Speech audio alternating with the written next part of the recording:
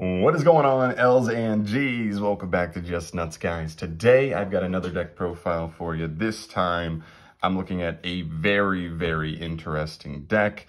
We've seen Leerless Tri-Brigade run around rampant in this format and pretty fairly a good amount last format as a rogue deck.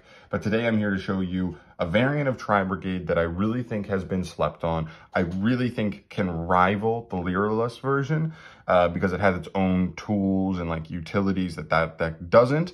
And yeah, I'm gonna essentially just make a case for this being a rivaling like Tri-Brigade variant aside from the Leerless version. Today we're looking at Tri-Brigade Harpies. The Harpy engine does not get any respect, and it's not the best engine in the world, but it does have some cards that are like ridiculous, and we'll talk about that as we go. So without further ado, let's just start off with the main deck. We'll start with the basic stuff, the Tri-Brigade lineup. 3 copies of Tri-Brigade Fractal, 3 copies of Tri-Brigade Nerval, 3 copies of Tri-Brigade Karass, and 1 copy of Tri-Brigade Kit. This is fairly standard as far as I've seen. I guess the only things you could even like debate on is whether you play like 2 or 3 Karass or 1 or 2 Kit. I'm on 3 and 1. I just think like Karass is so good to see in hand.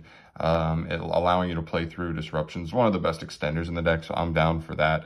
And then when it comes to Kit, you're using it turn 1, but I just felt like you kind of got diminishing returns. Like this is like the worst one to draw in hand almost at all times, and you don't really want to see, like, so you don't want to see it. So like you're going to see it more often if you play 2, but I also don't think it's like the most crucial, insane card, because all it really does is just get you that extra card engrave, the extra Tri-Beast engrave in future turns. And I don't think that's as impactful as like the drawing, how often you're going to draw it. So I decided to play it at 1 to minimize the bricking there. But other than that, very standard Tri-Brigade lineup.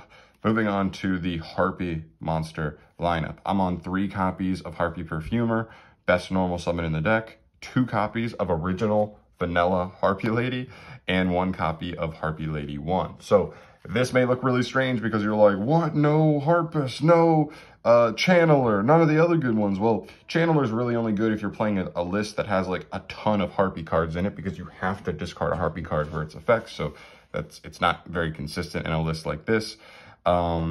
Harpist, I actually considered playing at 1, but just at the end of the day did not end up sticking with that, and this is where I ended up. So essentially, Perfumer is just like the main engine card here. She just normal summon, she searches you either an Egotist or another card we'll get to later, and these are your monsters. You're either like you're either unexpected dying out the Harpy ladies, or you're just egotisting them all out and just extending into your plays. So this is the main engine here, but there's a lot more to offer than just these. Yeah, so that's it for the Harpy cards. Nothing too crazy, but you look at the Leerless engine, and the Leerless engine right now is 6 cards. That's 6, but we got a ton more. Obviously, the basic win conditions here: Barrier Statue, the Stormwinds, and Mist Valley Apex Avian. These have to be here. I mean, if you open an all Tri-Brigade hand, you're pretty much just going to make some org and then try to win on Barrier Statue into Apex Avian at the end of your opponent's turn. And yeah, that's a fine win condition. I will say that I do worry about these cards just because, like, when this is a rogue deck, people aren't like heavy siding for this. But now that this is like a tier 1 deck, like everybody's got Wind Kaijus, everybody's got, you know what I mean? Like everybody's got their Dark Rulers and their Forbidden Droplets at the ready. So this card is definitely becoming less and less good. But when it resolves, you do just win. Like the duel's just over, you're just going to kill him on the next turn. So I'm still into it for now. For the hand traps and finishing up our monster lineup, I'm on 2 copies of Ash Blossom and Joy Springs, 2 copies of DV Crow, and 3 copies of the Gamma, of course, with the driver. This is an interesting lineup. I kind of was just like focused on the ratios because a while ago, so this is a 45 card main deck, just a heads up, and I was at 50 cards, and when I wanted to trim the deck down, I definitely was like, okay, well, I have 3, 3, 3. If I trim down some of the other cards, I'll feel okay ratio-wise with cutting some of the hand traps I had. So when I did that, I did cut these down. I'm not that worried about it. We're playing Harpy's Featherstorm, obviously, Harpy variant. in the deck, so that almost functions like a hand trap. Obviously not going second, but at least going second, like playing into a board. You can just like turn a board off if you can get it to resolve. So still like that going second slot, still coming out of that. So I felt like you didn't need the largest number, but I still like Gamma for the high impact, high ceiling hand trap, and then Diddy Crow because it's a decent hand trap in most back row matchups, or not back row, graveyard centric matchups. And it feels the Tri-Beast. It's a Tri-Beast. And then Ash is just Ash. So, yeah. Nothing too crazy. You could definitely play around with the ratios. I was definitely going back and forth on, like, how many Ash, how many Crow. Do I just drop the Crow and play 3 Ash, 3 Gamma, call it a day? But that's where I ended up. Which takes us to the spells. Starting off with the, like, Tri-Brigade spells. The more so Tri-Brigade spells, I should say. 3 copies of Fire Formation Tenki. That's super standard. Just searches your Fractal. 3 copies of Tri-Brigade Airborne Assault. I'm going to scream this card to the heavens as it relates to this variant specifically. And obviously the one Rendezvous. I'm kind of torn on Rendezvous, by the way. Like, I feel like in this variant, it doesn't come up as much. You're not going like full wombo crazy combo as much as you do in Lyrless usually. So Rendezvous is like fine. But I also like draw it a decent amount of time. I don't know. It's fine. It is another one of those cards you don't really want to draw, but still. Yeah, Airborne Assault though. This card has so many different synergies in this deck that are just like really, really incredible. First and foremost, just summoning Tri-Brigades. If you want to summon Kit out of the deck, once you link off Kit, she will trigger to send Nerval. Nerval gets you a search. You could summon Nerval. Link Nerval off for, Link Karibo. Okay, Nerval search, right? So you're getting like the body and then also getting a resource afterwards. Really great. Then the other main synergy there is summoning the Harpies out of the deck. Now they are negated, so you're not just like summoning Perfumer to search, so it's not that high rolly, but there's a ton of different things. We've got things that trigger when Harpies on the field. We have, maybe you could draw like Egotist, and just being able to summon a Harpy out of the deck makes Egotist live if you couldn't get to Conductor, or your opponent like negated your Tri-Brigade that like was going to get Conductor, right? That's really good. It makes Harpies Featherstorm live, right? Featherstorm has to be set, but if you have a Harpy on the field, you can activate it from hand, so it makes it extra live that way. I think there's endless synergies here. There's also stuff like if you have Shiraig on the field, you can quick effect activate this, summon a Tri-Beast on your opponent's turn, and then Shiraig non-targeting banish something. So it also gets you the ability to trigger that. There are so many different synergies there. I really think this card's insane in this deck. And it's a quick effect too. So like sometimes I can respond to my opponent's stuff on my turn to like work around like disruptions and stuff as well, which is just amazing. This card's really, really good in this variant. But like you got to think about the Lyrless. You're like, oh, what? Maybe I should play it in the Lyrless version. I don't think so. Like what are you going to do? Summon a Lyrless out of the deck? There's no synergy as far as like summoning the Lyrless out unless like you specifically are going to be able to like go into a rank 1 and that was like the extra level 1 body you needed. But I feel like it's like minimally useful that way. And so it's like only real use is like summoning those Tri-Brigades, like Kit or something if you didn't already have access to it. So just take it, with a grain of salt, I guess. So moving into the Harpy spells, and this is where things get like super interesting, right? 3 copies of Hysteric Sign, 3 copies of Elegant Egotist, 2 copies of Unexpected Die, and 1 copy of Harpy's Hunting Ground. I want to stop here. Well, okay, also, I might as well throw this up here. Harpy's Featherstorm. We'll throw this and we'll get to this afterwards. I just want to stop here and I want to give a huge shout out to 2 people specifically. I want to shout out Yishan McNabb. Of course, he is like that guy who's like who made a name for this deck almost. Not fully single-handedly, but he was a huge part in it, and I've been watching his YouTube channel. I've been, learning a lot more about this deck, or at least the Tri-Brigade stuff. So he was definitely an inspiration for me, but also another small YouTuber out there named Seto Mirza. He's been doing Harpy content on and off for a long while there, and he got like 40th place at an extravaganza with Harpie Tri-Brigade, but he was playing a very, very condensed engine. He was like just playing the 3 Perfumers, the 2 Vanilla Harpy Ladies, Unexpected Die, and 1 copy of Egotist. And that was it. But I felt like there was so much more you could delve into with this engine, and that's where we get to here with like Hysteric Sign. This card is absolutely incredible. If you don't know what this card does, on activation, it's a continuous spell, by the way. It can add you an Egotist. So worst case scenario, just gets you Egotist, which is an extender. But its other effect says if it's sent from the hand or field to grave, on the end phase, you can add 3 Harpy cards with different names from your deck to the hand. Now, you can only activate one effect once per turn, so if you add the Egotist, you can't use the other effect, but it's continuous. So you add the Egotist on the first turn, and then if you send it on either your opponent's turn or your next turn, that's when you're going to add 3 cards on the following end phase. This card is insane. If it resolves, it feels very, very hard to lose those duels. Also, Harpy's Featherstorm, which not usually searchable, is searchable off Hysteric Sign that way. Harpy's Hunting Ground is searchable that way. And of course, you just like reload another Perfumer from your deck to your hand that is just going to give you like a really good follow-up normal summon. So I felt like this card was too good to ignore. And when we're talking about comparing like the Harpy engine versus the Lyrilusc engine, I was like, these are the things that make the Harpy engine even like arguable, right? Like that you have access to such an insane card like Hysteric Sign, that you have access to make like easier use. Like Featherstorm is like almost a tech card for Lyrilusc Tri-Brigade because their synergy is like okay with it, but they kind of have to use it as a regular trap most of the time. This deck, you have so much easier access of like making powerful use of this card in busted ways. It's more searchable. It's insane. So yeah. Everything else is fairly standard here, except for, I guess, Hunting Ground. I might as well mention that. This is just like an extra little utility that the Harpies have, being able to get you access to back row removal. Not only that, but this pops any spell or trap on the field. So this is searchable off of Perfumer as well. So you could activate this normal Perfumer. If you have any extender to get you to another Harpy monster, you're going to be able to pop your own set Hysteric Sign if you had it. And then it's going to trigger the sign on the end phase. You get a Harpy's Featherstorm on your first end phase that you have it loaded for your opponent's first turn.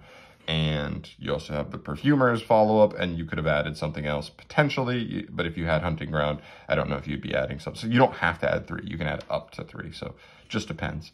But I think this is really good. As I was trimming cards from the deck, because it was 50 before, now it's 45. This third Unexpected Die was definitely cut. I just felt like with Torrential Tribute and Zeus and Needle Sealing and Lightning Storm, all these like crazy like wipe cards in the format, Battle Butler with Prank Kids getting a little more popular. Thank you, Pack. I just felt like Unexpected Die wasn't really doing, it's putting an extra body on the field, but it has to put the body on like first.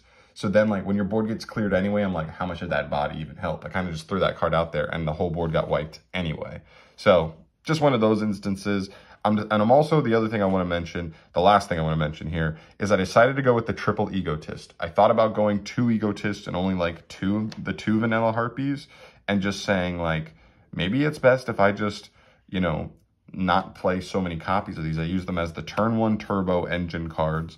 But I think one of the other positives for this deck over Lyrilusc is it grinds way better. We're playing the 3 Egotists. We have Hysteric Signs that we can resolve on end phases to get more searches. We leave Harpy's Hunting Ground on the field and we continue to just pop, pop, pop, pop our opponent's cards, especially in back row matchups. This card is just like insane if it stays on the field.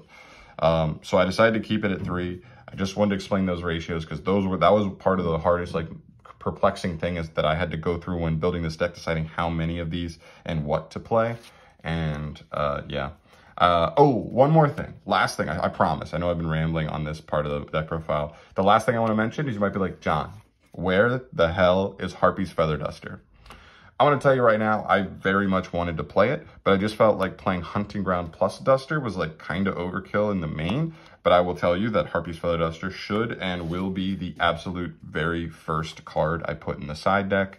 I'm not going to show you a side deck today, but just know that should be the first card. It is also a searchable card off of Hysteric Sign. So after siding, if you're in a back row matchup, like if this resolves in a back row matchup, like I don't know how you lose. You're searching a follow-up play, you're searching the ability to turn off your opponent's monsters, and you're searching an entire back row wipe with Harpy's Feather Duster. So like, it's just like insane. So yeah, but I would side it. I think like it's a little bit overkill to just play both. We're already at 45 cards in the main, and this one actually has like engine purposes of like popping your own Hysteric Sign at least. So yeah, that is it for the main though. 45 cards, had trouble getting it to there. I'm sure there are other cards you could attempt to cut. I'm going to test more with it and see where we go, but for now, that's where I'm at. Into the extract though, starting off Link Rebo. This is for like awkward Nerval hands. Cool. Then for the Link 2s, we got a couple here. We got 1 Farragut, the Baron Blossom, 1 Double Dragon Lords, 1 Harpy Conductor, 1 Firefighting Daruma Doll, and 1 Psy-Frame Lord Lambda. They all have their own uses here. Obviously the oddballs like Lambda, but we're playing Gamma, and I honestly don't think this deck's the best at like baiting monster effects prior to putting bodies on the field. I guess technically Fractal and Tanky and stuff, but they're fine, I guess. I think the bigger thing is like if I was playing Prosperity. And honestly, if you have Prosperity, I might just play a 48 card deck with Prosperity in it because I think that card's so crazy. But yeah, this is just, you know, just a good card that can make Gammas live again. I think the big thing is that Tri-Brigades don't actually lock you out of anything but Tri-Beast. It only says you can link summon using Tri-Beast as materials. So you could still make non-Tri-Beast. You just can't make them with anything but Tri-Beast materials. So Lambda is still makeable. Make a Gamma live and protect yourself from Nibiru if your opponent's been holding it or whatever else. So cool there. The other things are pretty basic. I kind of wanted to play 2 copies of Double Dragon Lords or 2 copies of Conductor, just because it's a Harpy build, so sometimes being able to summon extra copies of her makes late game Egotists live or something, but I think 1 is probably fine. I'm going to test it and honestly just see what comes up. Also, these 2 specifically are great with Hysteric Sign. These help you just send Hysteric Sign to get it to trigger, right? So you could activate Sign on your turn 1 to search an Egotist, leave it up, and then if you end your board with Dragon Lords on your opponent's turn, if you disrupt them with the bounce, you send the Hysteric Sign, which means they better have Ash on the end phase or they will lose the game when you search. Like you're just gonna win with advantage. So really cool there. And then Daruma Doll, he kind of like Diamond Direwolf's back row. So he pops 1 of yours and 1 of your opponents. So you just pop your Hysteric Sign, pop your Tanky, pop your whatever to remove 1 of their back row and gives like some recursion too. So that's it for the Link 2s. I feel like those are pretty good, but like I said, I would consider just dropping the Lambda to play like Double Conductor or Double Dragon Lord, whichever I felt like was more necessary. But for now, I'm playing them all.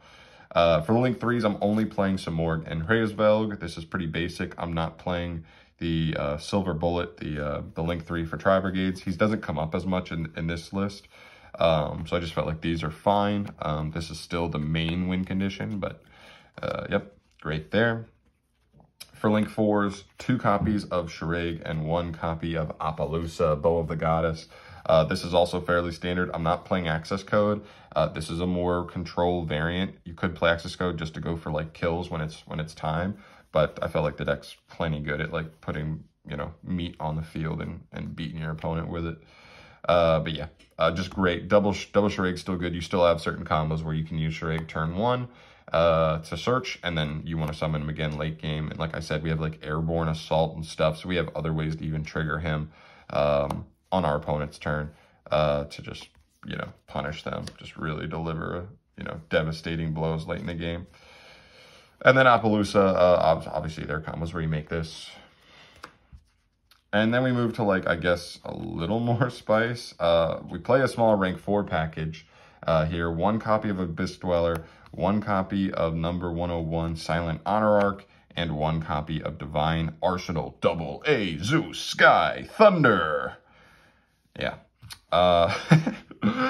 Yeah, so pretty much if you have a weird hand with like just Harpy Perfumer or just the ability to put like 2 level 4s on field, sometimes you're just like, screw it, I'm gonna make a Dweller and just say like, you can't kill me through Dweller, I'm gonna try and play next turn. I'm gonna stall for a turn, you can't play. Like I'm gonna try and go next turn. And then you have Silent Honor Arc. This is the more offensive one. It detaches to steal an opponent's special summon monster in attack mode and attach it to itself. So it gets that material back. So it clears a monster to then make this easier to get an attack in. And then it adds the material back so you can just make Zeus. So this is essentially just like one of the better rank 4 cards that helps you facilitate Zeus. There may be another one out there, but Silent Honor Arc was the best one I could think of, but I wanted that utility of defensive, protect yourself, keep yourself from dying, extra disruption, whatever. Offensive one, removes a monster on the field, and then obviously a Zeus facilitator, because that may be one of the bigger things that's different and a positive for Lyrilusk is it is definitely better than Harpies at helping you facilitate Zeus. But I don't think Zeus is a point in and of itself to like play Lyrilusk over this version. you know, it's good, but it's not necessary. And then, of course, the last card in the extra deck, Cyber/Harpy Lady. You have to play this. I think it's just an automatic one-of in the extra. It's really, really cool. Couple reasons why it's cool. It is a level 8, and it's generic, which means if you Gamma on your own turn, you can just take Gamma and drive her into her. And then you just, like, have her on the field, which is really cool. Next, her effect's actually not half bad. When any spell or trap is activated, you can trigger her effect to just bounce a monster your opponent controls. Technically, you can bounce a Harpy you control as well, but unless you just have like a Perfumer sitting on field, I don't know why you'd be doing that. What's really cool is you have a bunch of quick play spells in this deck that can do that. Airborne Assault gets you the trigger on your opponent's turn easily. Rendezvous gets it as well. And then you also have like the Harpy's Featherstorm. So you have a decent amount of cards that are also searchable that allow you to do that. At least Featherstorm is.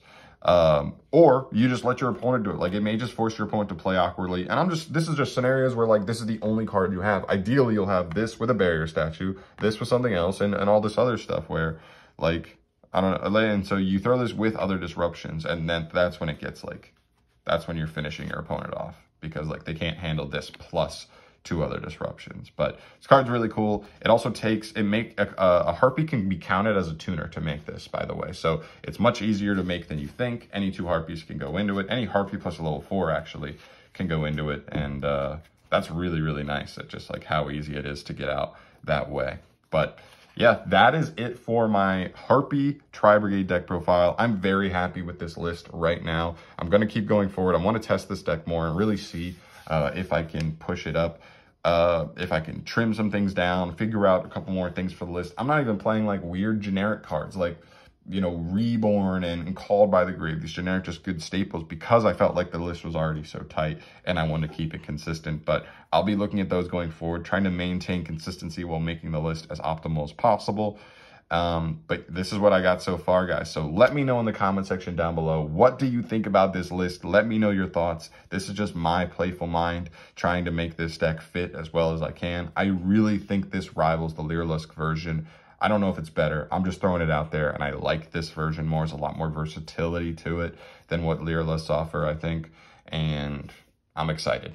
So let me know, like I said, in the comment section down below, what do you think here? What are your thoughts? What do you think I should change? And I'll catch you guys in the next video. Subscribe if you haven't yet and you want to see more deck profiles from your boy in the future. And I'll see you in the next one. Get the hell out of here.